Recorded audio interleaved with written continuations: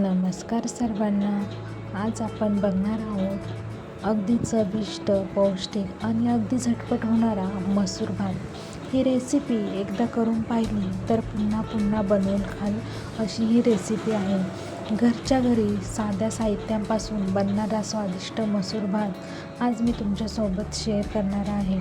Lunch असो किंवा dinner, ही recipe सगळ्यांनाच आवडेल. कमी वेळात आणि कमी मेहनतीत बनणारा मसालेदार मसूर भात खायचा असेल तर आजची ही रेसिपी तुमच्यासाठीच आहे. चला तर मग पाहूया संपूर्ण कृती. मसूर भात बनवण्यासाठी सगळ्यात आधी आपल्याला मसूर 20 ते 30 मिनिटे भिजत ठेवायचे आहे, त्यामुळे ते लवकर शिजतात. आणि भात बनवण्यासाठी आपल्याला घ्यायचं आहे 1 कप मसूर डाळ, 2 मध्यम आकाराचे कांदे बारीक चिरलेले, 1 टॉमॅटो बारीक चिरलेला, 2-3 हिरव्या मिरच्या, आलं लसूण, हळद, लाल तिखट, घरचा कुठलाही मसाला असेल तर तोही चालेल, अर्धा चमचा गरम मसाला तुमच्या इच्छेप्रमाणे, मोहरी, जिरे, कढीपत्त्याची पाने, तेल किंवा तूप, मीठ चवीनुसार आणि पाणी आणि कोथिंबीर सजावटीसाठी. तर सगळ्यात प्रथम काय करायचं आहे, तांदूळ आणि मसूर डाळ स्वच्छ धुवून घ्यायची आहे.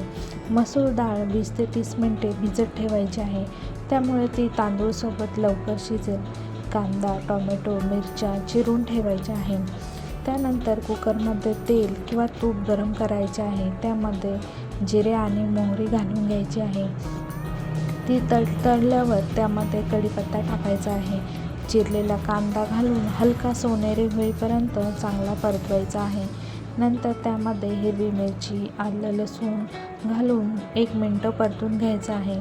त्यानंतर टॉमॅटो आणि बटाटा घालून मऊ होईपर्यंत शिजवून घ्यायचं आहे. आता त्यामध्ये हळद, लाल तिखट, मसाला, गरम मसाला, तुम्ही कुठले घरातले इतर मसालेही घालू शकतात आणि मीठ घालून सर्व साहित्य एकजीव करून मिसळून घेऊन परतून द्यायचं आहे. भिजवलेला मसूर डाळ घालून 2 ते 3 मिनिटे परतून घ्यायचं आहे. नंतर धुतलेले तांदूळ घालून हलक्या हाताने तेही मिसळून घ्यायचे आहे. नंतर पाणी घालून सर्व साहित्य एकत्र करून घ्यायचं आहे. कुकरचे झाकण लावून मध्यम आचेवर 3 शिट्ट्या होऊन द्यायच्या आहे. वाफ पूर्ण उतरल्यावर कुकर उघडायचा आहे आणि भात हलक्या हाताने हलवून घ्यायचा आहे. वरून कोथिंबीर आणि थोडे तूप घालून सर्व करायचा आहे. पापड, लोणचे, दही किंवा ताकासोबत हा भात आपण सर्व करू शकतो. वरून 1 चमचा साजूक तूप घातल्यास चव आणखीनच वाढते.